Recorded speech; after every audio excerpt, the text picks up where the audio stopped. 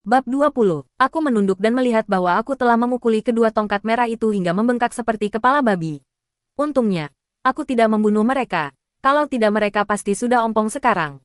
Anak baik, kau benar-benar kejam. Kau mengalahkan dua tongkat merah bunga ganda sendirian dan masih menyebut dirimu 426. Master Tong berdiri dan berjalan ke arahku dengan ekspresi dingin. Maafkan aku, Paman Tong. Aku menundukkan kepala kepadanya, tampak merasa bersalah. Paman Tong menatapku dengan mata yang sangat dalam, dan aku tidak tahu apa yang dipikirkannya. Akhirnya dia melambaikan tangannya dan membalikkan badannya. Ah Chong, suruh dia pergi. Ya, Tuan Tong, saya tiba di kantor saudara Chong tanpa mengetahui apa yang sedang terjadi. Ah Jin, duduklah. Dia menyalakan sebatang rokok, menyuruh orang-orang di sisinya duduk, lalu membuka laci dan melemparkan segepok uang kertas ke atas meja. Saudara Chong, ada apa? Saudara Rong ada di Guangdong. Akan saya berikan alamatnya. Pergilah dan temukan dia, kata saudara Chong dengan tenang. Apa? Aku sedikit bingung. Bukankah kau bilang seluruh geng sedang memburu Master Rong? Jadi kau tahu lokasinya? Ya, saudara Chong mengangguk. Mengejarnya hanyalah kedok yang kubuat. Tapi mengapa demikian? Ah Jin, aku tahu apa yang dipikirkan Guru Tong. Daripada 2 juta itu, dia lebih menginginkan bakatmu. Jadi kau bisa menghasilkan 2 juta lagi untuknya. Tapi jika aku mengatakan ini pada Guru Tong, menurut aturan dunia bawah, dia harus membunuh Guru Rong. Lalu bagaimana dia akan menerimamu? Aku sedikit mengerutkan kening. Masih belum mengerti. Jadi, berita ini hanya bisa dihentikan di sini. Adapun langkah selanjutnya, kita hanya bisa menunggu sampai Anda bertemu dengan Guru Tong. Saudara Chong, kau bilang Tuan Tong ingin menerimaku. Tapi aku masih anak buah Tuan Rong Ah Jin. Kedua petinggi itu menyimpan dendam padamu. Kau hanya mengikuti perintah. Tuan Tong pasti tidak mungkin tidak mengerti itu. Kakak Chong menghembuskan asap rokok. Ekspresinya agak sedih. Hanya saja kau mengecewakannya. Ekspresiku tiba-tiba juga berubah muram. Saudara Chong, aku orang bodoh. Dan aku keras kepala. Begitu Rongye menjadi bosku, dia akan menjadi bosku seumur hidup. Sekarang dia buron. Sudah menjadi tugasku untuk menjaganya. Kau mungkin akan menyesalinya, kata Chong sambil menggertakkan giginya. Beberapa orang pandai bicara, tetapi di belakangmu mereka akan menyuruhmu melakukan pekerjaan paling berbahaya. Yang lain mungkin tampak dingin dan sulit didekati. Tetapi mereka benar-benar ingin mempertahankanmu sebagai aset berharga. Aku tidak bodoh, tapi aku juga tidak dungu. Bagaimana mungkin Guru Rong menginginkan nyawaku? Dia menyuruhku belajar tinju. Dan meskipun tanganku patah, aku harus terus berlatih. Semua itu untuk melatihku. Dia menyuruhku melawan lebih dari 30 orang sendirian, hanya untuk membuatku lebih tangguh. Dia menyuruhku dan Jiu Zai mengundi untuk menggantikannya di penjara, hanya untuk mengundi pelan. Karena di zaman sekarang ini, sulit menemukan seseorang dengan Jiang Huqi, semangat aura dunia persilatan yang begitu murni. Kebaikan adalah kebaikan, dendam adalah dendam. Kau mungkin tidak melakukan perbuatan baik, tetapi berusahalah sebaik mungkin untuk menjadi orang baik. Kau sangat mirip dengan kami saat masih muda. Dia mengeluarkan kalung dari sakunya dan melemparkannya kepadaku tanpa menoleh. Aku mengambilnya dan melihatnya. Itu adalah sebuah lempengan perunggu kecil dengan karakter tong-tong terukir di tengahnya. Jika kau ingin kembali ke geng setelah menyelesaikan urusanmu, ini bisa membantumu. Sekarang pergilah. Aku memasukkan medali perunggu ke dalam saku bajuku dan membungkuk dalam-dalam kepada saudara Chong. Ada banyak orang di dunia ini yang telah berbuat baik kepada saya. Setelah saya membalas kebaikan Guru Rong, saya pasti akan membalas kebaikan Guru Tong dan saudara Chong. Saya tiba di Guangzhou keesokan harinya. Berdasarkan informasi yang diberikan oleh Chong Ge, Rongye saat ini tinggal di sebuah apartemen yang cukup mewah. Karena tahu dia baik-baik saja, akhirnya aku bisa tenang. Pada malam hari, saya mengetuk pintu Rongye. Setelah hening cukup lama, aku mendengar suara dari ujung telepon. Pintu perlahan terbuka, dan aku melihatnya. Tuan Rong masih sama seperti 4 tahun yang lalu, tanpa perubahan sedikit pun. Ah Jin, awalnya dia terkejut, kemudian menunjukkan ekspresi gembira, tetapi kemudian menahan kegembiraannya.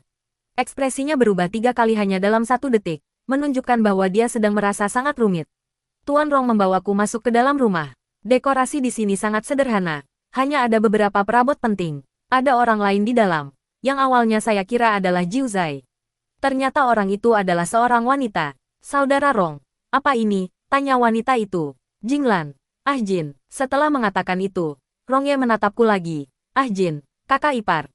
Aku menundukkan kepala kepada wanita itu dan memanggil. Kakak ipar. Tuan Rong melambaikan tangannya, memberi isyarat kepada wanita itu untuk pergi sementara waktu. Sebelum wanita itu pergi, dia terus menatapku dengan curiga, dan aku balas menatapnya tanpa gentar. Saya dibesarkan bersama Master Rong dan tidak ingat pernah memiliki saudara ipar perempuan ini.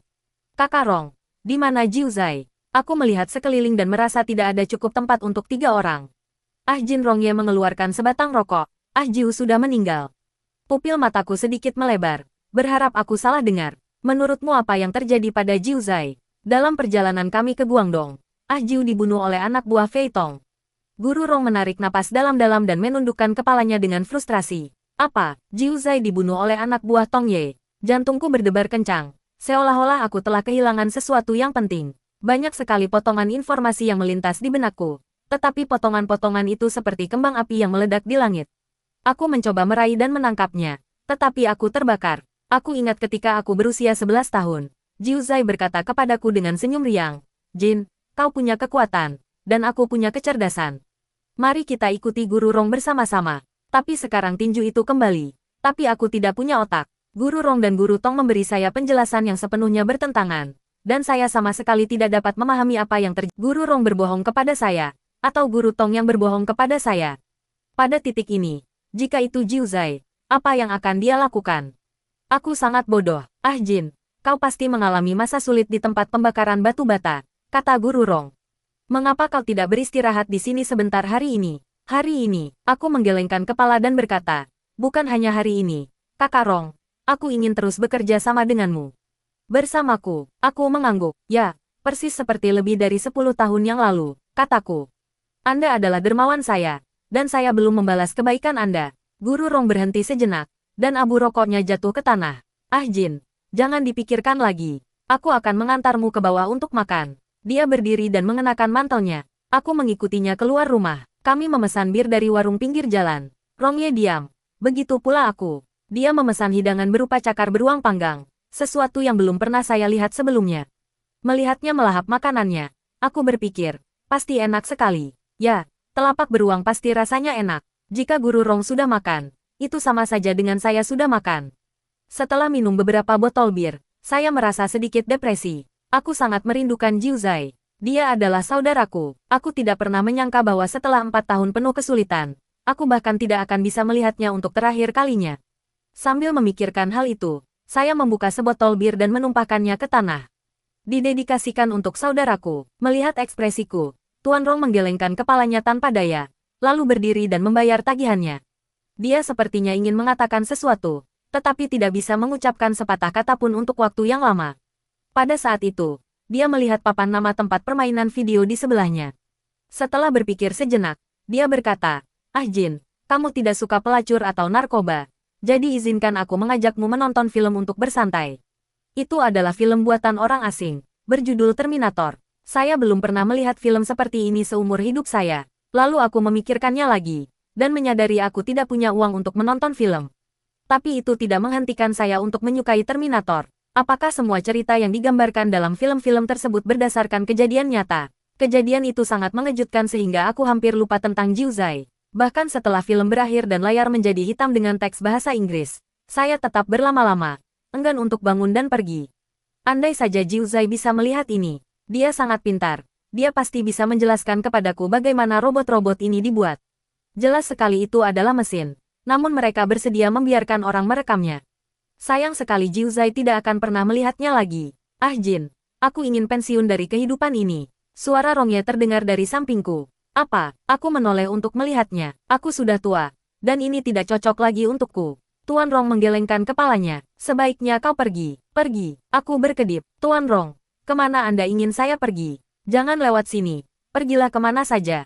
Dia tersenyum kecut dan berkata, dunia ini luas. Ingat, dunia ini pada dasarnya luas. Tetapi orang-orang yang berpikiran sempit membatasi diri mereka sendiri. Bagaimana mungkin aku tidak ingat?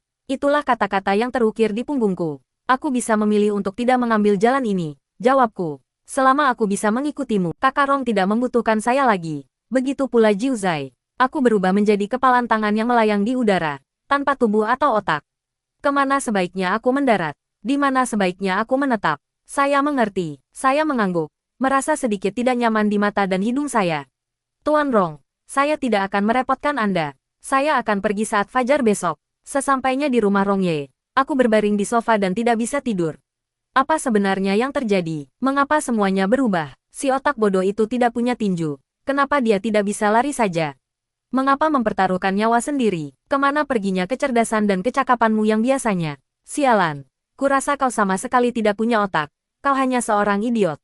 Semakin aku memikirkannya, semakin aku merasa kesal. Saat malam semakin larut, aku tak bisa lagi menenangkan diri. Setiap kali aku memejamkan mata, wajah Jiu Zhai muncul di hadapanku. Sekarang saya mengingat omong kosongnya yang sama sekali tidak berarti itu dengan sangat jelas. Jin, apa yang akan kau lakukan tanpa otakku? Ah Jin, kamu harus lebih sering tersenyum. Kamu terlihat seperti balok kayu sekarang. Ah Jin, belajarlah dariku. Aku melempar. Kedengarannya lebih kuat seperti itu. Aku melempar. Apa kau tidak suka? Bagaimana dengan aku melempar seluruh rumah? Jin, ingat untuk memakai kemeja. Kenapa kamu keluar seperti ini lagi? Jin, lindungi aku. Oh tidak, jika otakmu rusak, kau juga akan jadi bodoh. Ah Jin, jika suatu hari aku tiada, carilah otak lain saja. Ah Jin, kalau kau tak punya otak, tertawalah lebih banyak. Setidaknya jadilah bahan tertawaan. Aku menyentuh pipiku dan mendapati ada sesuatu yang menetes di pipiku. Rasanya sangat dingin. Astaga, aku tersenyum getir. Sungguh sulit hidup di dunia ini. Dengan pemikiran itu, saya bangkit, mengambil sebotol bir dari lemari es, membuka pintunya perlahan, dan pergi ke atap. Ah Jiu, apakah karena kamu sudah tahu betapa sulitnya hidup ini sehingga kamu terus tersenyum? Aku duduk di tepi atap, dengan kakiku menjuntai keluar, melihat gemerlap lampu neon di lantai bawah. Aku merasa seolah-olah seluruh kota berada di kakiku, dan aku merasakan kebebasan yang tak terlukiskan.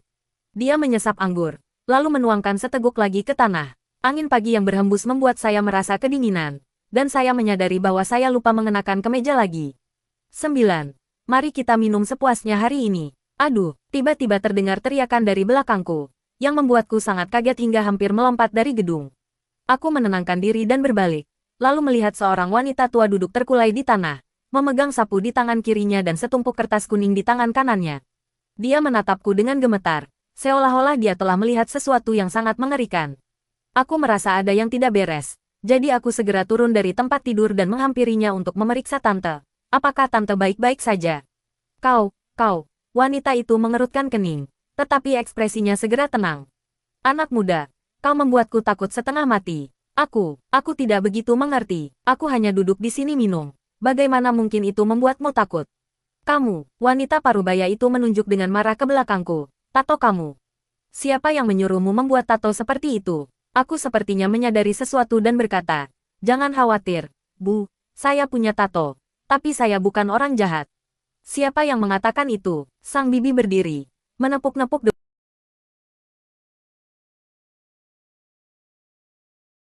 punggungmu. Jika kalian berdua tidak terlihat berbeda, aku akan mengira aku sedang melihat hantu. Apa yang kau katakan? Apa aku datang ke sini tengah malam hanya untuk berbohong padamu? Wanita itu dengan hati-hati membentangkan kertas kuning itu, lalu mengeluarkan korek api dari sakunya. Hari ini adalah hari ke-7 setelah kematian pemuda itu. Meskipun aku hanya seorang pengumpul sampah, aku tetap harus mengikuti adat istiadat yang berlaku. Dia menyalakan kertas kuning itu, menggenggam kedua tangannya, dan berkata dalam hati, saya hanya seorang penyapu. Saya tidak bermaksud mengganggu Anda. Mohon maafkan saya atas ketidakpedulian saya. Cahaya api yang berkelap-kelip menari-nari di pagi hari terpantul di mataku, yang tetap tenang seperti kolam yang stagnan.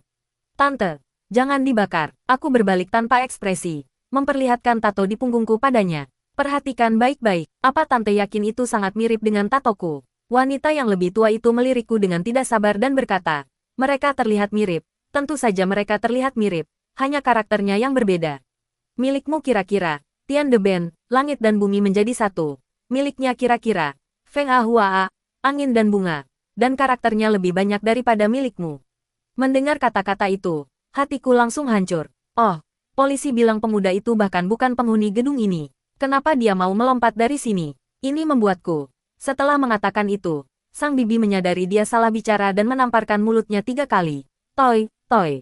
Aku salah bicara. Maafkan aku. Sekarang saya mengerti. 9 orang melompat dari gedung ini 7 hari yang lalu. Jadi, Guru Rong berbohong padaku. Aku menoleh dan melihat ke tepi atap, di mana aku sepertinya melihat bayangan Jiu Zhai berdiri. Dia bertelanjang dada, dan di punggungnya terdapat deretan tulisan kursif yang mengalir. Keindahan alam pada dasarnya bersifat menenangkan, tetapi mereka yang menciptakan gangguan melakukannya karena terpaksa. Tapi kenapa kamu melompat dari gedung itu? Tanyaku. Bayangan lain tertawa getir dan berkata, ah Jin, hiduplah dengan senyumku di wajahmu. Aku berkedip, dan bayangan itu menghilang. Aku tidak tahu apakah itu karena aku minum terlalu banyak malam ini, atau apakah Jiu Zhai benar-benar kembali pada hari ketujuh setelah kematiannya. Tetapi pada saat itu aku merasa seolah-olah aku benar-benar melihatnya. Ekspresinya sangat sedih. Aku kenal Jiu Zhai. Kalaupun dia dibunuh dengan kejam, dia tidak akan menunjukkan ekspresi sedih seperti ini. Yang dia lakukan hanyalah dengan sombong meminta saya untuk membalaskan dendamnya. Tapi mengapa dia begitu sedih? Karena dia sama sekali tidak ingin mati. Aku menirukan ekspresi Jiu Zhai, menampilkan senyum riang itu, mencoba melihat segala sesuatu dari sudut pandangnya. Kali ini, pinjamkan otakmu padaku. Dulu, dengan kehadiran Kakak Rong dan Jiu Zhai, aku sama sekali tidak perlu menggunakan otakku. Tapi sekarang situasinya berbeda. Jadi, apa tujuan Tong Ye mengejar Rong Ye? Ini membutuhkan biaya. Oleh karena itu, Tuan Tong tidak tega membunuhnya. Jika tidak, dia akan kehilangan uang dan nyawanya, menjadikannya pihak yang paling dirugikan. Selain itu, tugas memburu dipercayakan kepada saudara Chong, yang ingin menjatuhkan saya atas nama Guru Tong. Meskipun dia mengetahui lokasi Rong Ye, dia tidak mengirim siapapun untuk membunuhnya secara langsung. Oleh karena itu, perburuan tersebut sebenarnya tidak pernah terjadi. Klaim bahwa Jiu Zhai dibunuh dengan cara dibacok adalah omong kosong belaka. Aku mendongak ke arah bulan dan bertanya, karena rasa moralitas atau alasan lain, Anda ingin Guru Rong mengembalikan uang itu kepada Guru Tong, kan? Berpikir kau akan memberontak melawannya, bukan begitu? Aku bertanya pada bulan lagi, tetapi tidak ada yang menjawab. Kau tidak tahu bahwa Guru Rong ingin membunuhmu. Jadi kau datang ke atap bersamanya tanpa mengambil tindakan pencegahan apapun, kan? Bulan tampak buram, tersembunyi di dalam kabut pagi. Aku duduk di samping tempat tidur Rong Ye dan menepuk-nepuknya dengan lembut. Dia perlahan membuka matanya dan bertanya dengan suara rendah, Jin, ada apa? Tuan Rong, keluarlah sebentar. Aku melirik kakak iparku yang tertidur lelap di sampingku, dan berkata dengan suara rendah, ada sesuatu yang ingin kutanyakan kepada Anda. Saat aku berjalan ke ruang tamu dan hendak pergi, tiba-tiba aku teringat sesuatu. Udara di atap dingin, aku harus memakai baju. Saya ingat betul kemeja itu tergantung di gantungan. Tetapi saya menemukannya di sofa. Tapi pakaian tidak penting bagiku. Aku tidak akan peduli jika aku kehilangannya. Aku mengenakan mantelku dan pergi ke atap untuk menunggu Tuan Rong. Tuan Rong butuh beberapa saat untuk sadar, dan dia tampak belum sepenuhnya terjaga. Ada apa, Jin? Sudah larut malam. Ia mengenakan atasan piyama dan terisak. Apa yang terjadi padamu? Ya, saya menghadapi situasi yang sangat sulit. Saya menggertakkan gigi dan bertanya, Saudara Rong, mengapa Anda membutuhkan uang? Setelah terdiam sejenak, Guru Rong berkata, saya sudah mengatakan bahwa saya ingin pensiun dari kehidupan kriminal ini. Jadi saya perlu menabung untuk peti mati saya.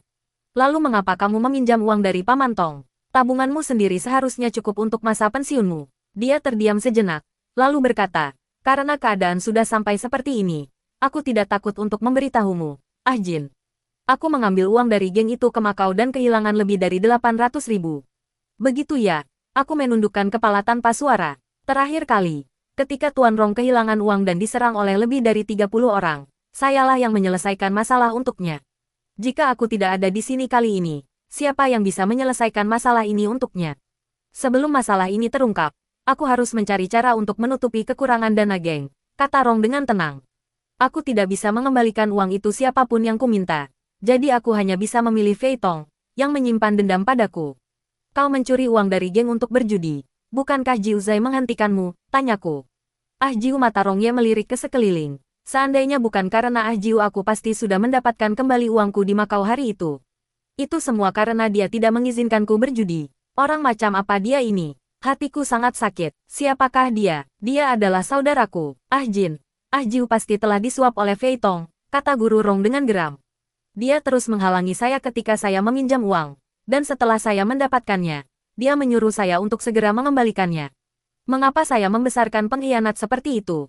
Jika bukan karena saya, apakah dia masih hidup sampai sekarang? Aku mengangguk dan bertanya, kau bilang Jiu Zhai berusaha membujukmu untuk mengembalikan uang itu. Apakah dia membujukmu di atap atau di rumah? Ada wanita itu di rumah. Aku sudah bilang padanya jangan mengatakan apapun tentang ini. Jadi dia hanya bisa tinggal di surga. Dia terdiam. Mataku terasa sangat tidak nyaman. Seperti ada sesuatu yang akan keluar. Saudara Rong, Jiu Zhai dibunuh oleh saudara Tong dalam perjalanan ke Guangdong. Tetapi dia datang ke sini untuk membujukmu agar mengembalikan uang itu. Aku menutupi dahiku, merasa sangat sedih. Setiap hari merasakan hawa dingin di perut bagian bawah. Sesuatu menusuk perutku. Secara naluriah, saya mengulurkan tangan kanan untuk mencubit jakun orang lain, dan menekan dengan tangan kiri untuk mencekik pergelangan tangan orang tersebut. Tapi siapa lagi yang ada di sini? Hanya Master Rong yang bisa menusukku. Mata Rongye terbuka lebar, dan dia tampak sangat marah. Tapi dia menusukku. Jadi kenapa aku marah? Dan jari-jariku, yang mencubit jakunnya, gemetar. Mengapa ini terjadi? Master Rong perlahan mengeluarkan kalung dari sakunya. Itu adalah sebuah lempengan perunggu dengan karakter tong-tong tertulis di atasnya. Jinglan benar. Ah Jin, bahkan kau pun mengkhianatiku. Aku menatap plakat perunggu itu selama beberapa detik sebelum akhirnya menyadari apa itu. Kau mengenakan lencana Fatong. Apa kau datang untuk memenggal kepalaku? Aku tak punya kekuatan lagi di tubuhku, dan tanganku perlahan-lahan menjadi lemas. Nyawa ini milik Tuan Rong. Jika dia menginginkannya kembali, aku akan mengembalikannya kepadanya. Aku perlahan menyingkirkan tangan Rongye dari belati, lalu menyeka sidik jari di belati itu dengan pakaianku, dan akhirnya menariknya keluar dan melemparkannya ke tanah. Aku berhenti menatap guru Rong dan malah berjalan selangkah demi selangkah ke tepi atap. Bayangan Lin Zai muncul lagi, dan dia berdiri berdampingan denganku. Ah Jin, bukankah kau menyimpan senyumku di hatimu? Tanyanya. Aku merasa sangat buruk. Aku tidak bisa tertawa. Sesuatu terus mengalir dari mataku. 9. Jika ada kehidupan selanjutnya, aku akan tertawa saat itu. Sebelum aku sempat melompat, seluruh atap tiba-tiba mulai berguncang hebat. Aku mencoba menenangkan diri, tetapi setelah memikirkannya dengan saksama, aku menyadari itu tidak perlu. Jadi aku mengambil risiko dan melompat ke bawah. Tepat saat itu, Guru Rong berlari mendekat dan meraih pergelangan tanganku. Aku terombang-ambing di udara seperti ayunan, lalu menatap kosong ke arah Guru Rong. Dia menangis. Ah Jin, kenapa? Kenapa kalian semua menjualku? Air matanya jatuh di wajahku, membuatku merasa sangat tidak nyaman. Saya tidak ingin menjawab pertanyaan itu. Saya pikir saya datang untuk membalas budi, tetapi saya terlalu bodoh dan membuat Guru Rong salah paham. Tuan Rong, lepaskan. Dengan begitu, aku akan jatuh dan mati, dan itu tidak akan ada hubungannya dengan Anda. Kakek Rong meraih tanganku dan menangis terseduh-seduh. Aku tidak tahu apa yang dipikirkannya. Tuan Rong, saya telah membalas kebaikan Anda. Di tengah guncangan hebat, Guru Rong akhirnya melepaskan genggamannya. Aku merasa seperti menabrak papan reklame raksasa, dan semua tulang di tubuhku terasa seperti patah. Jika memang ada kehidupan setelah kematian, aku ingin menemukan Jiu Zai terlebih dahulu, lalu kembali untuk berterima kasih kepada Tong Ye. Saya rasa saya salah paham dengan Guru Tong. Seandainya aku bisa memilih lagi, mungkin aku tidak akan masuk penjara demi saudara Rong. Dengan begitu, Jiu Zai tidak akan mati. Aku tidak akan mati. Tidak, jika saya bisa memilih lagi. Saya ingin kembali ke masa ketika saya berusia 11 tahun.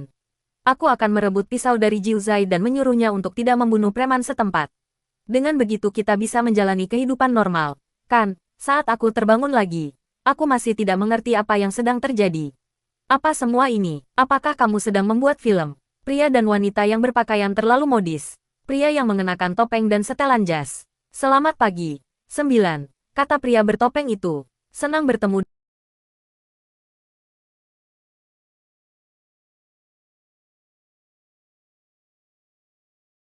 Mengerti apa yang dia katakan, dan aku juga tidak mengerti pertanyaan-pertanyaan yang diajukan semua orang. Ah Jin, belajarlah dariku, aku melempar. Kedengarannya lebih kuat seperti itu. Aku melempar. Apa kau tidak suka? Bagaimana dengan aku melempar seluruh rumah? Ah Jin, jika suatu hari aku tiada, carilah otak lain saja. Ah Jin, kalau kau tak punya otak, tertawalah lebih banyak. Setidaknya jadilah bahan tertawaan. Ya, ketika benar-benar dibutuhkan, kita harus mendengarkan Jiu Zai. Rencananya tidak pernah gagal. Bagaimana kalau menambahkan jargon khas Tong Ye agar terlihat lebih menarik? Sialan. Aku tak peduli berapa banyak orang di sini. Aku membanting tanganku ke meja dan menunjuk pria bertopeng itu. Berkata dengan garang, "Hei, aku sarankan kau berhati-hati. Kau mungkin tak tahu betapa seriusnya konsekuensi jika kau macam-macam denganku. Aku benar-benar akan mengambil nyawamu." Untungnya mereka tidak mengenal saya. Kalau tidak mereka pasti sudah mengetahui penyamaran saya hanya dengan sekali lihat. Saya tidak akan pernah mengucapkan Kan Jia-chan atau Fen Chang sebelumnya, dan saya tidak pernah ingin membunuh siapapun. Aku akan terus berpura-pura sampai aku menemukan otak baruku. Saya Kenny B. Aku akan mulai berbohong. Kisia, Tian Tian, dan Yun Yao semuanya memalingkan wajah mereka. Pemandangan di depan mataku terlalu menyakitkan untuk dilihat. Secara halus, ini disebut pertarungan satu lawan satu. Secara terus terang, ini adalah pemukulan sepihak. Pria botak bertubuh kekar itu seperti balita yang baru belajar berjalan, sama sekali tak berdaya di hadapan Qiao Jiajin. Tidak ada wasit dalam pertandingan ini, jadi tidak ada yang bisa menghentikan kedua pihak untuk menggunakan gerakan apapun yang mereka inginkan. Qixia merasa Qiao Jiajin sangat aneh, dia sepertinya menjadi orang yang berbeda setiap kali bertarung. Beginilah keadaannya saat pertama kali saya memasuki Paradise Gate. Matanya selalu tiba-tiba menjadi dingin. Kakak, Amu tergagap, ketakutan. Ia akhirnya menyadari perbedaan kekuatan yang sangat besar antara dirinya dan lawannya. Hentikan perkelahian. Dia benar-benar akan mati jika ini terus berlanjut. Qiao Jiajin berhenti. Dan pria botak bertubuh kekar itu berdiri di sana terhuyung-huyung. Darah menetes dari mulutnya. Meminta maaf. Pria botak itu dengan lesu mengulurkan tangannya, seolah-olah membungkuk. Lalu berkata dengan bibirnya yang bengkak, "Maafkan saya." Amu dan Jin mau bergegas menghampiri pria botak itu untuk membantunya. Mata mereka dipenuhi rasa takut. "Pergi sana. Dan jangan sampai aku melihatmu lagi." Qiao Jiajin melambaikan tangannya. Amu dan Jin mau mengangguk dan berbalik untuk pergi bersama mereka berdua. "Kalian tidak boleh pergi." Mata Qixia menjadi gelap saat dia memanggil ketiga pria itu. Dia tahu karakter mereka. Jika mereka pergi, kemungkinan besar mereka akan kembali dan membunuh lagi. Qiao Jiajin berbalik dengan bingung, ada apa? Dasar pembohong. Orang-orang ini adalah ancaman. Kata Qixia, kita sama sekali tidak bisa membiarkan mereka pergi. Setelah mengatakan itu, dia mengambil pisau lipat dari tanah dan perlahan berjalan maju. Qiao Jiajin mengerutkan kening dan mengulurkan tangan untuk menghalangi Qixia. Pembohong. Letakkan pisaunya. Apa yang tadi kau katakan? Saya bilang, letakkan pisaunya. Perkelahian adalah perkelahian. Jangan gunakan pisau. Qiao Jiajin tahu bahwa hidupnya menjadi seperti ini karena dia telah membunuh seseorang dengan pisau ketika dia berusia 11 tahun. Kilatan maut terpancar di mata.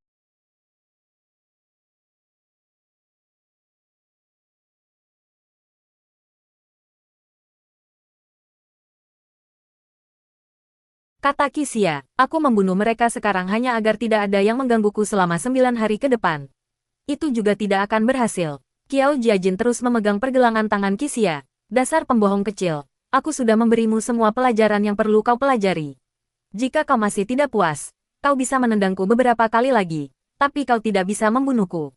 Kau Qixia berhenti sejenak, menyadari tatapan Qiao Jiajin serius dan sepertinya tidak sedang bercanda. Entah mereka bisa dibangkitkan atau tidak, begitu kau mulai membunuh, tidak ada jalan kembali. Qiao Jiajin perlahan mengambil pisau dari tangan Qixia. Gagasan bahwa mereka berbahaya, aku harus membunuh mereka. Itu sendiri sangat berbahaya. Kita manusia, bukan binatang. Jika kau terbiasa dengan pemikiran ini, kau tidak akan pernah bisa kembali ke dunia normal. Setelah mendengar itu, Qixia perlahan menutup matanya. Ironisnya, pada siklus sebelumnya, ia menguji Qiao Jiajin dengan pertanyaan, apakah menurutmu membunuh seseorang untuk merebut kekuasaan itu masuk akal? Baru setelah mengetahui bahwa Qiao Jiajin menolak untuk membunuh, ia merasa tenang dan menerimanya sebagai rekan satu tim. Hanya dalam beberapa hari, pola pikir Qixia telah mengalami transformasi total. Seperti kata Kenibi, begitu dia terbiasa dengan gagasan membunuh, dia sepenuhnya berintegrasi ke dalam Land of the End, menjadi tidak berbeda dengan hewan-hewan zodiak.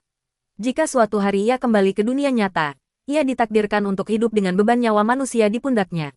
Qiao Jiajin, bahkan jika kita tidak membunuh siapapun, seseorang akan selalu membunuh kita, kata Qixia dingin. Kau memikul beban moralitas. Tetapi tidak semua orang memikul moralitas yang sama. Apa yang harus kita lakukan ketika semua orang di sini menganggap membunuh adalah tindakan yang normal? Serahkan saja padaku, aku bisa mengatasinya, kata Qiao Jiajin. Sampai kapan kau bisa terus seperti ini? Ekspresi Qixia berubah muram.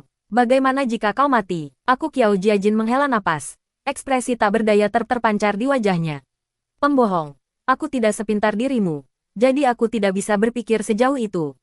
Aku hanya tahu bahwa kau tidak bisa membunuh orang sekarang, dan aku tidak setuju. Situasinya tampaknya telah mencapai jalan buntu. Kemitraan yang tampaknya tak tergoyahkan itu kini telah runtuh. Sweaty menatap mereka berdua dengan ekspresi sedih. Dia tahu bahwa tidak ada di antara mereka yang salah, tetapi mereka menjadi gila karena tempat ini.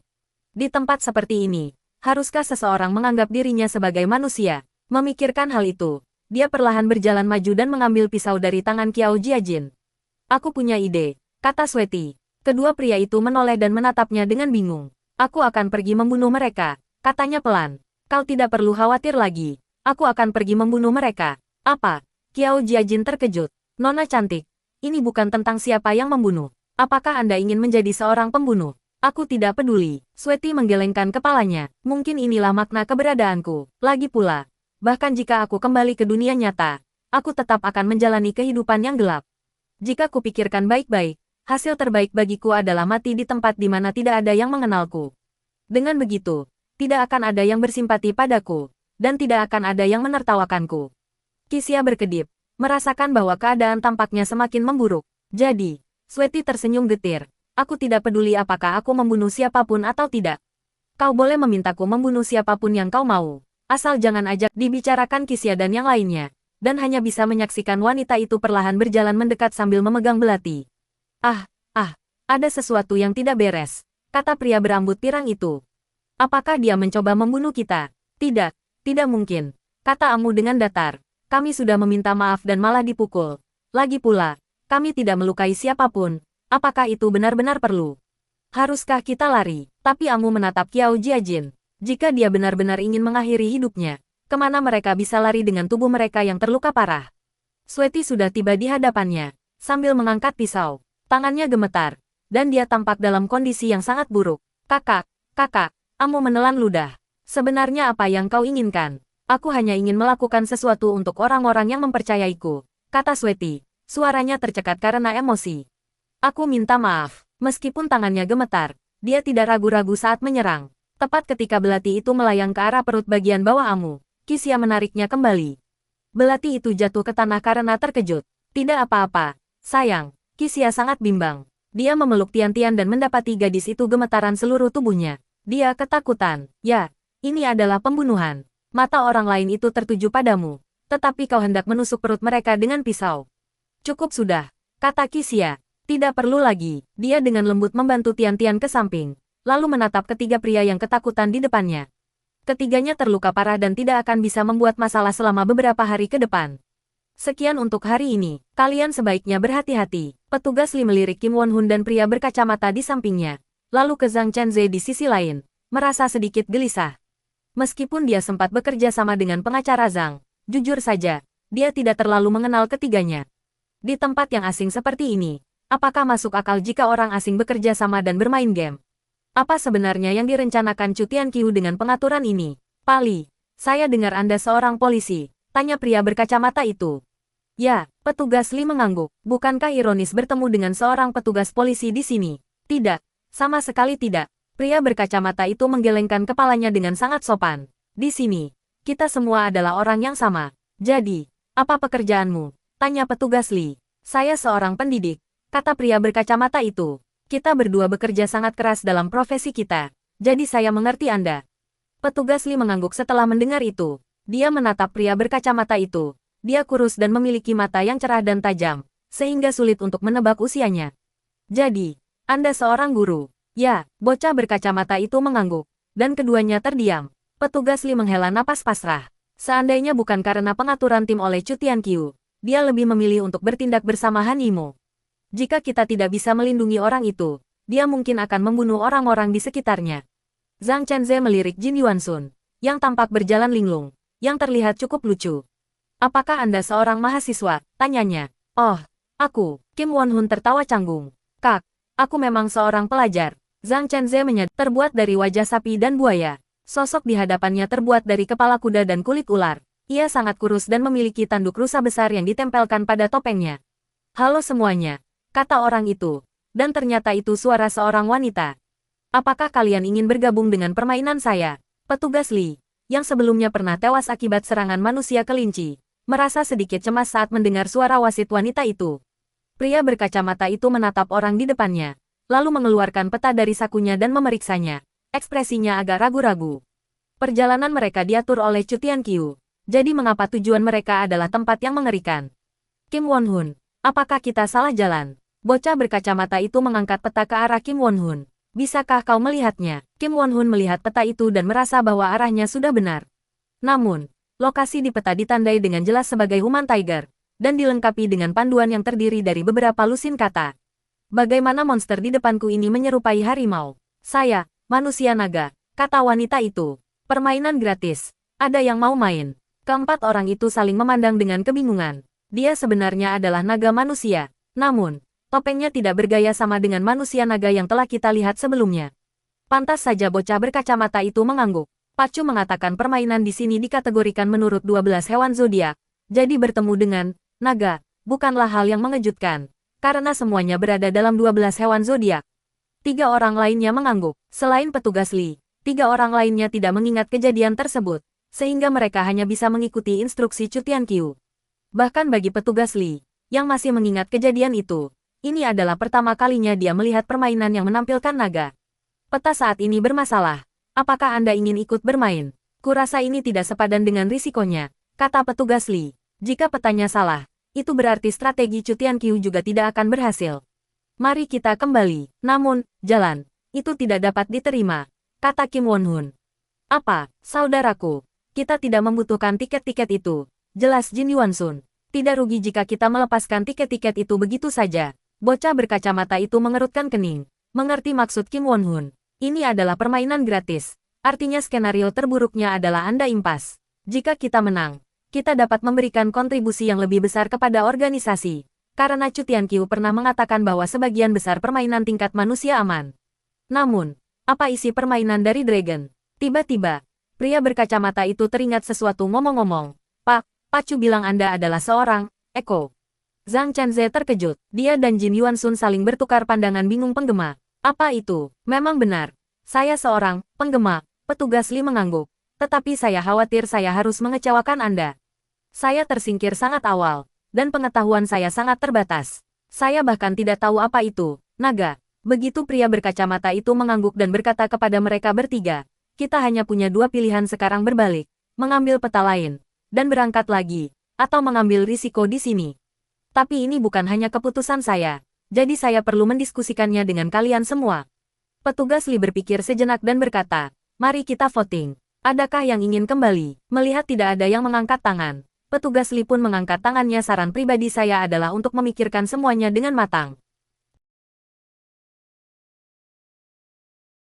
Ada yang memutuskan untuk ikut serta dalam permainan ini. Kim Won-hun mengangkat tangannya. Bocah berkacamata itu berpikir sejenak, lalu mengangkat tangannya. 2-1. Semua orang menoleh ke arah Zhang Chenze, tetapi dia tetap diam. Saya abstain, kata Zhang Chenze. Saya tidak akan membuat pilihan apapun tanpa informasi terperinci. Tidak apa-apa, kita sudah punya hasilnya. Petugas Li mengangguk, karena kita sekarang berada di tim yang sama. Minoritas akan mengikuti mayoritas. Kita akan mencoba peruntungan di permainan manusia naga. Sekalipun gagal, kita akan mencoba membawa pulang panduan strategi. Ketiganya mengangguk dan berjalan menuju naga itu. Saat mereka memasuki gedung, Renlong menutup pintu. Namun sedetik kemudian, seluruh bangunan itu tiba-tiba menghilang dari jalan. Seolah-olah tempat ini selalu menjadi alun-alun, tanpa ada apapun di sana. Gerbang surga, Chu Tianqiu duduk di ruangan yang remang-remang, dikelilingi rak-rak yang dipenuhi topeng hewan berlumuran darah. Dia bersenandung musik klasik dengan lembut dan mengetuk-ngetuk jarinya mengikuti irama. Dia tampak dalam suasana hati yang sangat baik.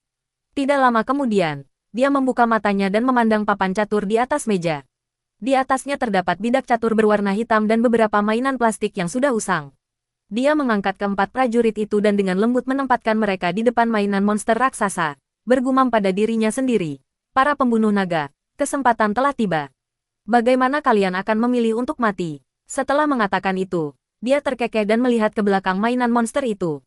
Ada 4 bidak catur lainnya di sana. 1 raja, 1 ratu, 1 kuda, dan 1 gajah.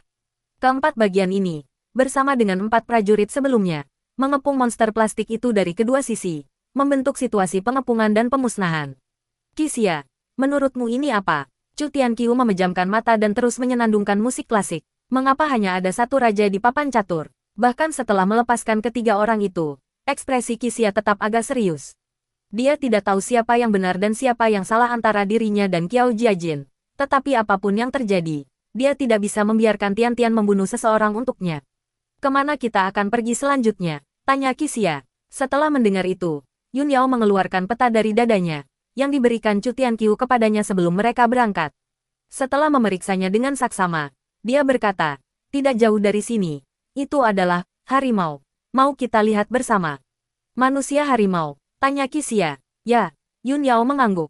Pada hari-hari menjelang memasuki negeri akhir, Chu Tianqiu jarang mengirim siapapun ke dalam permainan tingkat bumi, karena dia perlu menghemat kekuatannya. Aksi sebenarnya akan terjadi pada hari-hari berikutnya. Oh, Qixia terdiam sejenak. Kenapa? Setelah melewati uji coba awal, Ekus secara bertahap pulih, sehingga jauh lebih mudah untuk memainkan game level bumi pada saat itu. Begitu, Qixia mengangguk. Namun ada pengecualian, kata Yun Yao. Meskipun Chu Tianqiu tidak peduli dengan Dao, untuk merekrut tokoh-tokoh kuat bagi gerbang surga, individu-individu kuat selalu dipimpin oleh para ahli untuk berpartisipasi di tahap awal permainan guna mendapatkan Dao. Qixia teringat saat pertama kali bertemu Zhang San, yang membawa Lao Lu dan Xiao Yanjing untuk ikut serta dalam permainan sapi bumi. Kalau begitu, ayo kita lihat permainan harimau itu. Qixia dulu, Qiao Jiajin kemudian menyadari bahwa dia masih bertelanjang dada. Dia telah melemparkan pakaiannya ke tanah saat berkelahi dengan pria botak itu dan belum mengambilnya. Aku melakukan kesalahan. Qiao Jiajin tertawa canggung, berjalan ke samping, mengambil kemejanya, dan memakainya.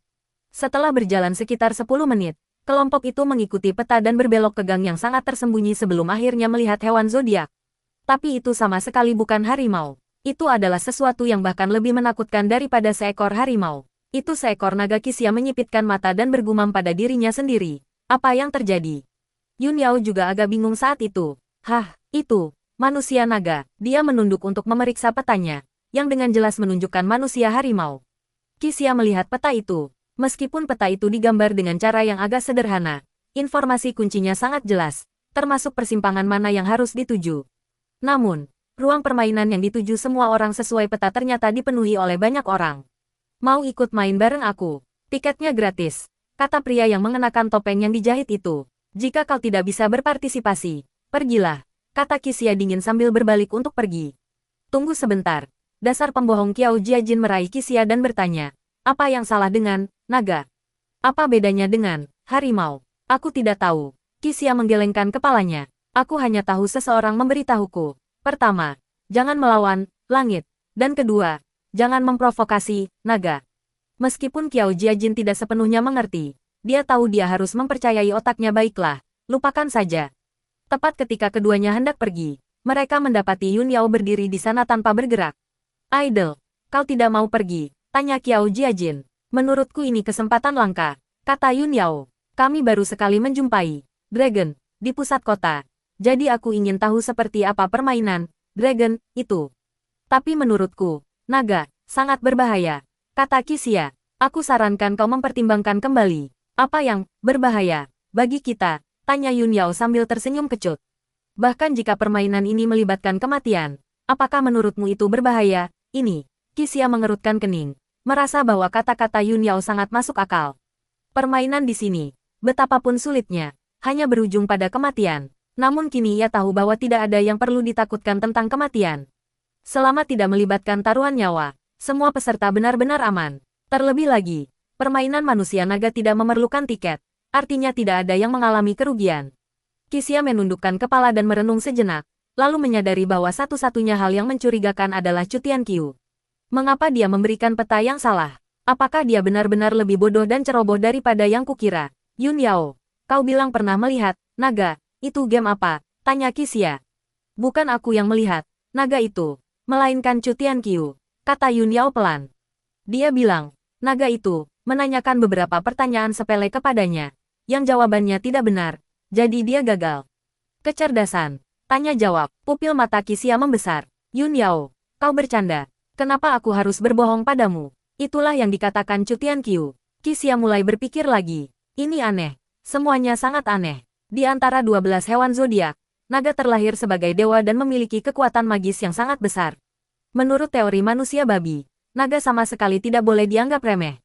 Tapi permainannya sebenarnya adalah kuis trivia. Qixia, kalian tunggu aku di sini, kata Yun Yao.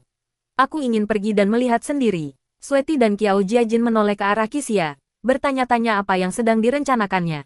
Permainan manusia naga, apakah dia bermaksud menggunakan Renlong untuk menyingkirkannya? Namun Yun Yao jelas-jelas bersamaku. Apa yang akan terjadi pada Yun Yao jika terjadi bahaya? Qixia perlahan memejamkan matanya, menjernihkan pikirannya, dan merenung dengan saksama. Chu Tianqiu, apa yang kau rencanakan? Sementara itu, Chu Tianqiu menyenandungkan musik klasik, mengetuk-ngetuk jarinya mengikuti irama. Qixia, apa yang akan kamu pilih? Meskipun keduanya berjauhan, pikiran mereka bertabrakan seperti pedang. Tidak lama kemudian, Qixia membuka matanya Yun Yao. Aku memutuskan untuk pergi bersamamu. Yun Yao menoleh. Tidak perlu, aku bisa pergi sendiri. Tidak, aku akan pergi bersamamu, kata Qixia. Biarkan Qiao Jiajin dan Tian Tian menunggu di sini. Yun Yao tidak berhasil membujuk Qixia, jadi dia hanya bisa mengangkat bahu tanpa daya lalu berjalan menghampiri Renlong. Qiao Jiajin dan Tian Tian saling bertukar pandangan tak berdaya. Kami berdua ingin berpartisipasi dalam permainan ini, kata Yun Yao kepada Renlong. Tidak, Renlong menggelengkan kepalanya. Setidaknya 4 orang harus berpartisipasi. 4 orang. Setelah mendengar itu, Qiao Jiajin perlahan berjalan mendekat. Dasar pembohong kecil. Kau pikir kau mau pergi kemana tanpa tinjumu? Qiao Jiajin, jangan bertindak gegabah. Aku merasa ada yang mencurigakan di sini, kata Qixia sambil mengerutkan kening. Kau dan Tian Tian tunggu di sini. Kami akan menunggu 2 orang yang lewat lagi. Itu tidak bisa diterima. Biarkan Tian Tian menunggu di sini sendirian. Qiao Jiajin menggelengkan kepalanya. Jika kau akan pergi, ikutlah. Berhenti main-main. Qixia mengerutkan kening dalam-dalam. Aku tidak bisa membiarkan hal lain terjadi padamu. Lagi, Qiao Jiajin terkejut. Meskipun aku tidak mengerti, aku juga sama. Aku tidak boleh kehilangan akal sehatku lagi. Apa-apaan ini? Qixia juga tidak mengerti. Bukankah sudah kubilang untuk mendengarkanku? Sudah kubilang untuk tetap di sini dan jangan pamer. Qiao Jiajin sama sekali mengabaikannya dan melangkah maju. Dasar pembohong. Tahukah kau bahwa seseorang bisa hidup tanpa tinju, tetapi mereka tidak bisa hidup tanpa otak? Anda, pada saat itu, Tian Tian juga datang dan berkata, bahwa aku juga bersamamu. Akan ada saatnya kau membutuhkan bantuanku. Qixia merasa agak malu. Dia tidak ingin melihat Qiao Jiajin dan Tian Tian terlibat masalah. Lagi pula, kejadian terakhir masih segar dalam ingatannya. Namun, jika permainan ini benar-benar acara kuis, tidak masalah jika Anda membawa beberapa orang, karena tidak ada bahaya yang terlibat. Qixia berpikir sejenak, lalu mendongak dan bertanya, Renlong, jenis permainan apa yang kamu mainkan? Kerja tim, kata Renlong tanpa ragu. Kerja tim, Qixia terkejut. Maksudmu, kita berempat akan membentuk kelompok dan bekerja sama untuk memainkan permainan ini? Itu benar. Qixia menarik napas dan merasa bahwa kerja tim lebih dapat diandalkan daripada kuis intelektual. Dengan kata lain, dia dapat menggunakan kekuatannya sendiri untuk melindungi Qiao Jiajin dan Tian Tian sebisa mungkin. Apa aturan spesifiknya? Tanya Qixia lagi. Masuklah ke ruangan dan pelajari aturannya. Qixia menatap ruangan di belakang Renlong. Ruangan itu sangat kecil. Lebih kecil dari toilet umum. Oleh karena itu, permainan yang dimainkan di ruangan ini tidak boleh terlalu rumit. Bahkan dalam skenario terburuk sekalipun, paling banter hanya berupa permainan melarikan diri berkelompok. Apakah gamemu punya mata-mata? Tanya Qixia. Tentu saja tidak. Renlong menggelengkan kepalanya. Selama kalian berempat tetap sehati dan bekerja sama, kalian pasti akan memenangkan pertandingan. Mungkinkah kita berempat akan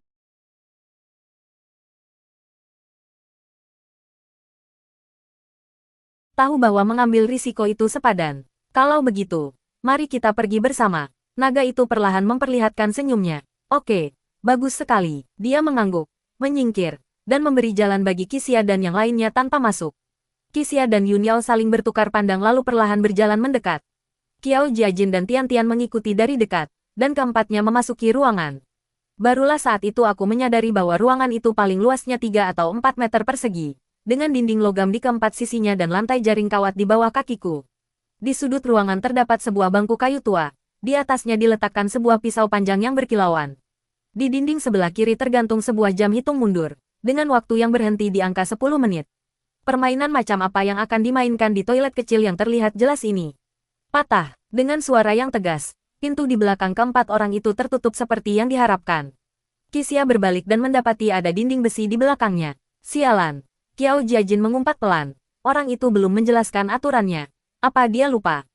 Tidak, kita tunggu saja. Begitu mereka selesai berbicara, keempatnya memperhatikan fenomena aneh. Mereka berdiri di atas jaring besi, tetapi tanah di bawahnya mulai turun dengan cepat, membuat keempatnya merasa seolah-olah mereka tergantung di udara. Yun Yao dengan gugup mencengkeram dinding logam, dengan hati-hati mengamati sekelilingnya sejenak sebelum menyadari ada sesuatu yang aneh. Kamar kita sepertinya naik, seperti lift. Ya, jika dibandingkan dengan toilet, tempat ini memang lebih mirip lift. Lagi pula, ada dinding logam di keempat sisinya. Jadi mengapa ada jaring besi di bawah kaki? Keempat orang itu merasakan ruangan itu bergerak dengan cepat, tetapi mereka tidak dapat melihat apapun di luar. Mereka hanya bisa melihat kegelapan melalui jaring besi di bawah kaki mereka. Untungnya, jaring kawatnya cukup kokoh, jadi tidak perlu khawatir akan terjatuh dan meninggal. Hati-hati, Qiao Jiajin berjalan ke bangku rendah, mengambil pisau, dan melindunginya dengan tangannya. Pisau ini bergoyang-goyang hebat, hati-hati jangan sampai menginjaknya. Setelah beberapa waktu yang tidak diketahui, semua orang merasakan ruangan bergetar, yang tampaknya berhenti, tetapi situasinya masih belum baik. Mereka merasa seolah-olah ruangan itu diikat dengan tali elastis, terus-menerus bergoyang naik turun, sangat tidak stabil. Melihat ke bawah lagi, mereka melihat kobaran api menjulang setinggi belasan meter di bawah mereka, membakar dengan hebat tepat di bawah mereka, dengan kepulan asap melayang masuk ke dalam lift. Apa yang sedang kau lakukan? Qiao Jiajin berjongkok dan melihat ke bawah melalui jaring kawat. Apakah kau sedang membuat Charsiu? Tapi apinya terlalu jauh. Qixia tahu bahwa manusia naga itu tidak akan melakukan hal yang sia-sia, tetapi apa yang diwakili oleh api? Semuanya, selamat datang di area permainanku. Suara naga itu tiba-tiba terdengar dari segala arah, yang sangat aneh. Hei, mana sosismu? Qiao Jiajin melangkah maju, tetapi hal ini malah membuat seluruh ruangan bergetar lebih hebat, yang membuatnya sangat takut sehingga ia segera meraih dinding di sebelahnya. Jangan bergerak, Qixia merasakan ada yang tidak beres. Sepertinya kita terikat pada sesuatu yang tidak terlalu kokoh. Setelah mempertimbangkan dengan saksama, semua orang merasa bahwa kata-kata Qixia sangat masuk akal. Tawa naga itu terdengar dari segala arah. Lalu ia berteriak permainan ini disebut jungkat-jungkit. Setiap pemain menerima 10 poin. Tahu, selama mereka tidak tereliminasi. Permainan akan segera dimulai. Begitu dia selesai berbicara, hitungan mundur 10 menit pun dimulai. Apa? Perlahan melangkah beberapa langkah, lalu meraba-raba dinding dan menemukan sebuah jendela gelap, yang hanya berdiameter 5 atau 6 cm, kira-kira sebesar bola tenis.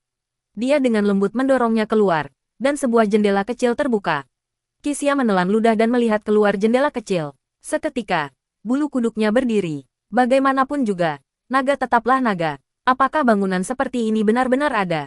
Mata Qixia berkedip, dan dia perlahan mundur beberapa langkah. Melihat ekspresi Qixia, orang-orang yang tersisa juga menoleh ke arah jendela kecil itu. Namun, hanya satu tatapan saja sudah cukup untuk membuat hati semua orang merinding. Di luar jendela kecil itu, sebuah pilar logam besar, panjangnya puluhan meter, menjulang keluar. Pilar logam raksasa ini terhubung ke lift yang dinaiki Qixia dan yang lainnya di satu ujung, dan ke lift lain di ujung lainnya. Seseorang di dalam lift juga menemukan jendela tersembunyi dan sekarang sedang melihat ke arah ini. Namun, jendela itu terlalu kecil dan jaraknya terlalu jauh, sehingga keduanya tidak dapat melihat wajah satu sama lain dengan jelas.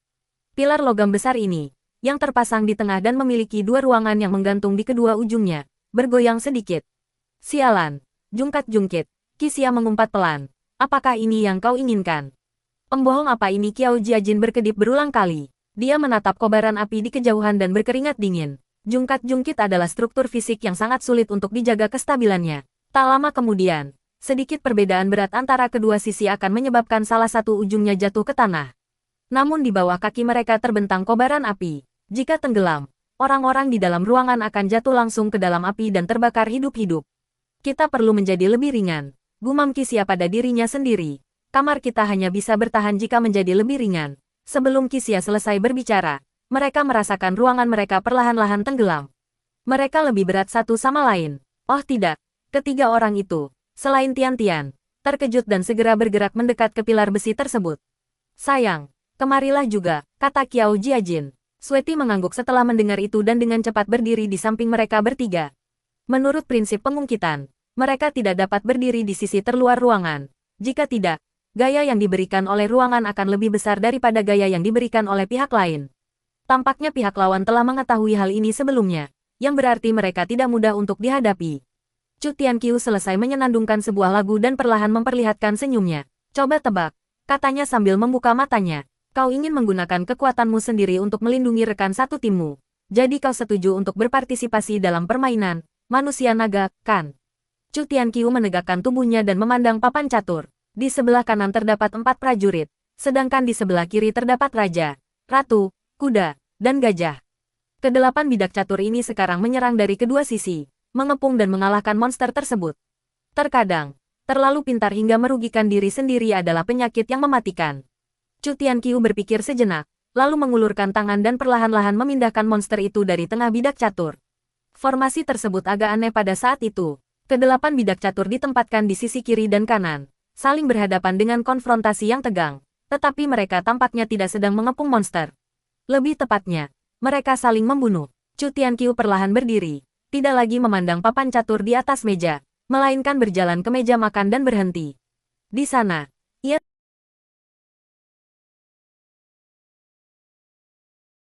menghentikan tindakannya. Apa? Tanyanya. Jika itu orang mati, bukankah akan sulit untuk menjelaskannya?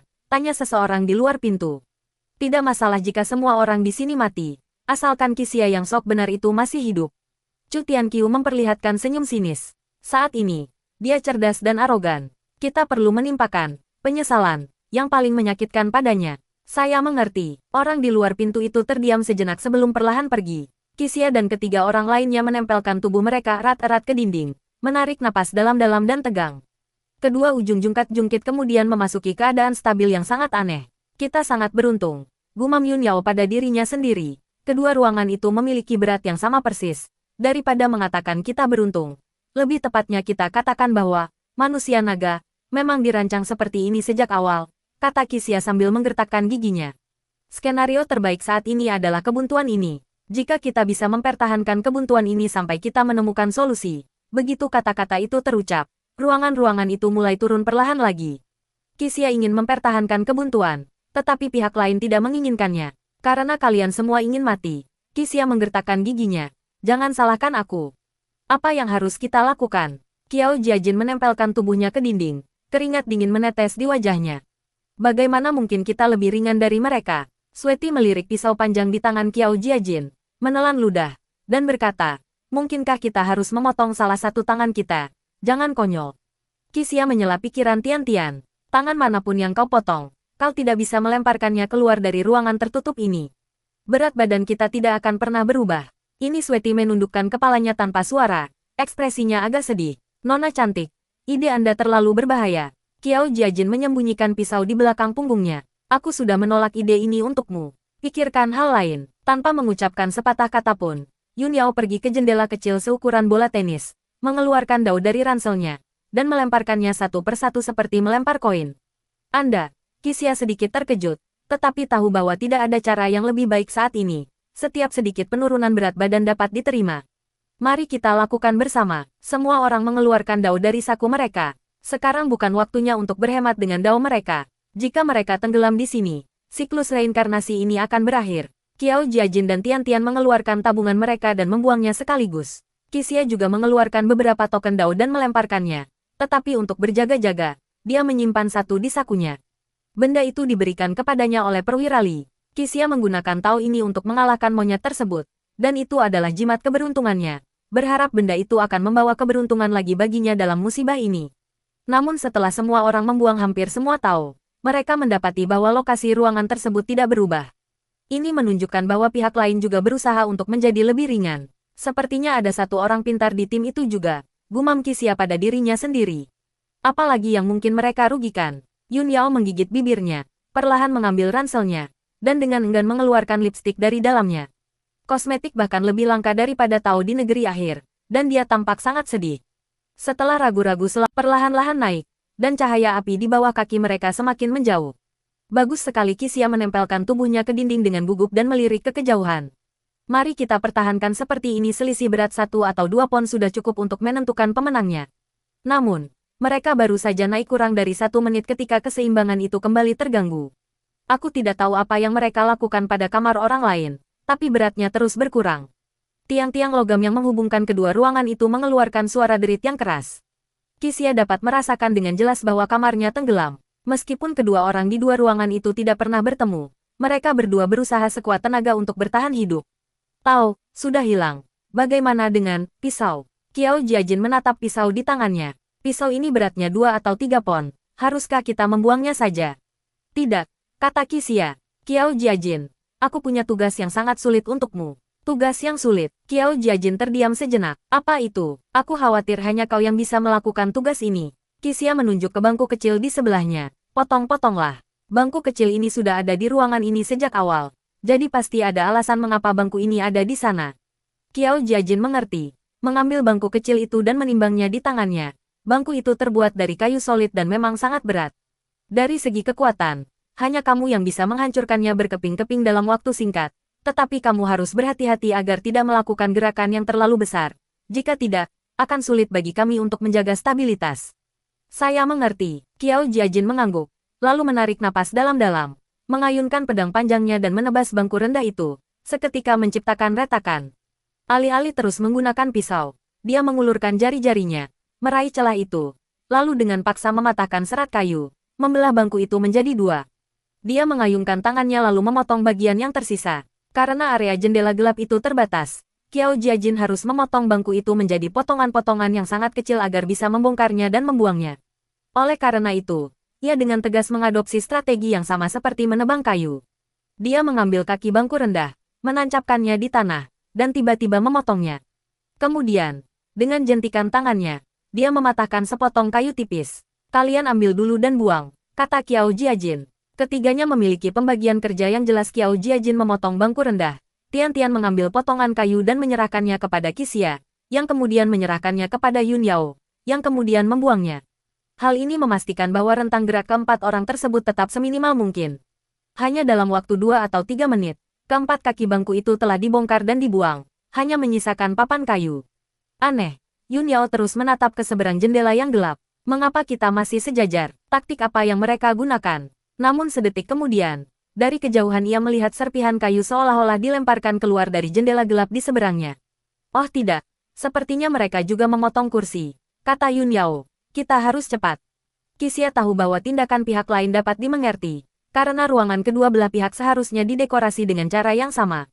Dengan kata lain, kedua ruangan itu hanya berisi sebuah bangku kecil dan sebuah pisau panjang. Dalam situasi ini, siapapun akan memilih untuk menghancurkan kursi tersebut. Semakin cepat mereka menghancurkan kursi itu, semakin jauh mereka dari kematian. Qiao Jiajin tak kuasa menahan diri untuk mempercepat pekerjaannya. Harus diakui bahwa ia menggunakan kekuatannya dengan sangat terampil. Meskipun gerakannya tidak besar, sasaran dan mengikuti arah serat kayu, bangku itu dengan cepat hancur berkeping-keping. Sweaty terus memberikan potongan-potongan kayu kepada mereka berdua. Tetapi Qiao Jiajin merasa itu masih agak lambat. Jadi dia mengambil banyak potongan kayu kecil dan melemparkannya dari jaring kawat di lantai. 6 menit berlalu, dan ketika hitungan mundur di dinding menunjukkan hanya tersisa 4 menit, tidak ada lagi bangku yang tersisa di ruangan mereka. Pada saat ini, ruangan tempat keempat orang itu berada perlahan naik, dan jelas jauh lebih terang daripada ruangan di sisi lainnya.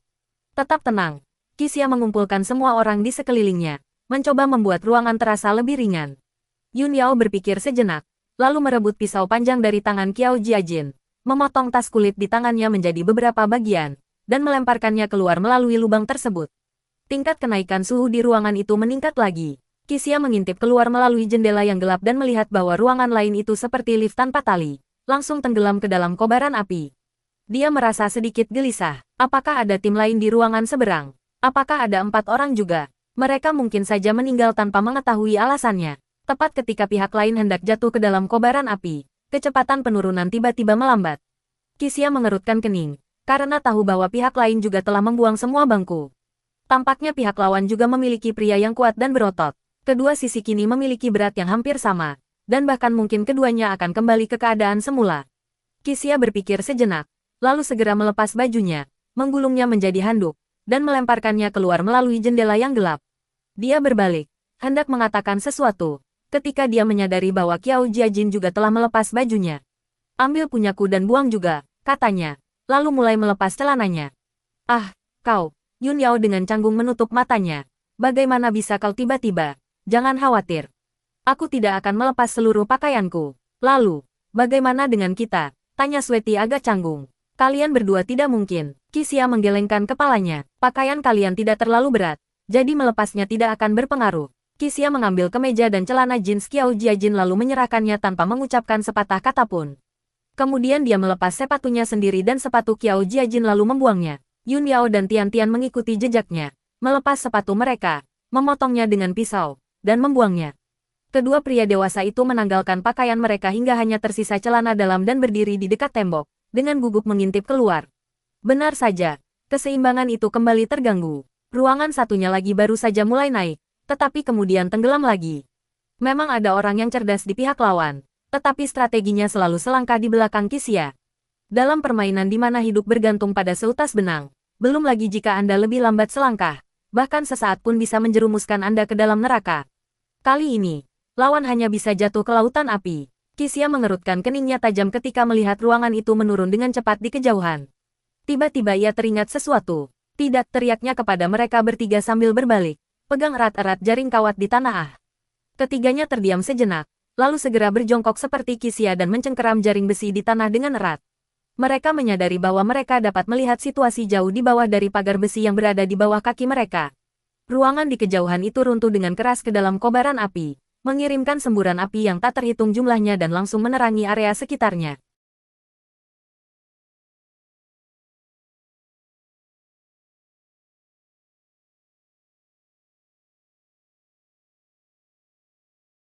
Tiang-tiang logam yang menghubungkan kedua ruangan itu juga mengeluarkan suara yang keras. Ruangan Xia dan yang lainnya juga tiba-tiba naik lalu turun tajam, sama seperti sisi lainnya. Jika mereka tidak memegang jaring besi terlebih dahulu, mereka semua pasti sudah terluka sekarang. Serangkaian jeritan yang sangat samar terdengar dari ruangan yang agak jauh, dan tidak terdengar dengan jelas. Namun semua orang tahu bahwa pihak lain pasti mengalami luka bakar atau cedera dalam tabrakan tersebut, dan kerugiannya pasti sangat besar saat ini. Meskipun mereka hanya jatuh ke dalam api sesaat, suhu tinggi yang tiba-tiba itu cukup untuk membakar pakaian dan rambut mereka. Sialan, Xia menggertakkan giginya dan menghentakkan kakinya ke tanah dengan keras. Kenapa ini terjadi? Dia memejamkan matanya, tak sanggup lagi melihat atau mendengarkan. Teriakan yang diharapkan tidak terdengar lagi. Hei, pembohong, ada yang tidak beres. Qiao Jiajin mengguncang Xia. Coba lihat, ketika Xia membuka matanya, dia mendapati kamar mereka perlahan-lahan turun. Sementara kamar lainnya terus naik seperti matahari dengan nyala api yang menggantung di atasnya. Apa yang telah terjadi? Gaya reaksi akibat benturan dengan tanah mungkin akan mengangkatnya sesaat, tetapi sama sekali tidak mungkin bagi mereka untuk terus naik. Mereka sudah menyusun rencana lain. Apakah ada hal lain yang bisa saya buang yang belum terpikirkan oleh saya? Apa itu? Xia terus melihat sekeliling. Mereka tidak lagi membawa barang tambahan apapun.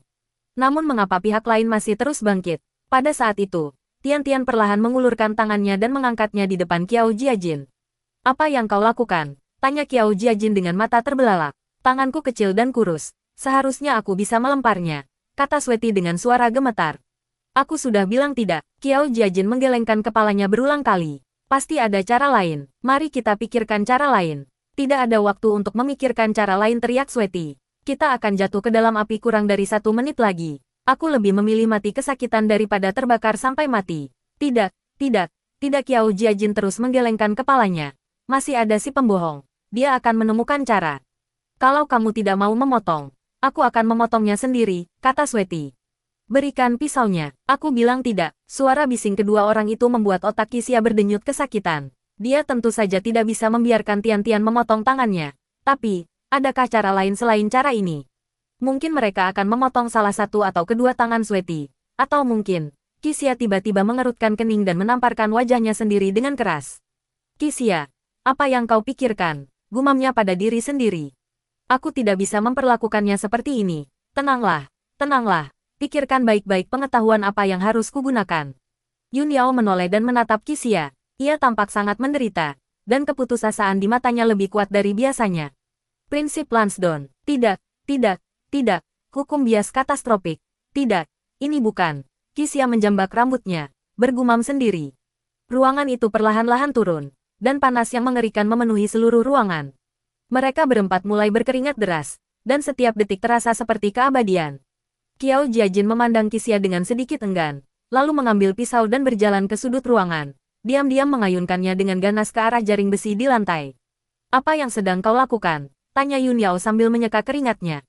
Aku ingin membantu penipu itu, kata Qiao Jiajin dengan tenang. Tapi aku bodoh.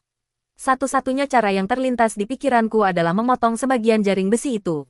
Memotong jaring besi itu. Yun Yao dan Xia terdiam bersamaan. Benar, ini satu-satunya cara yang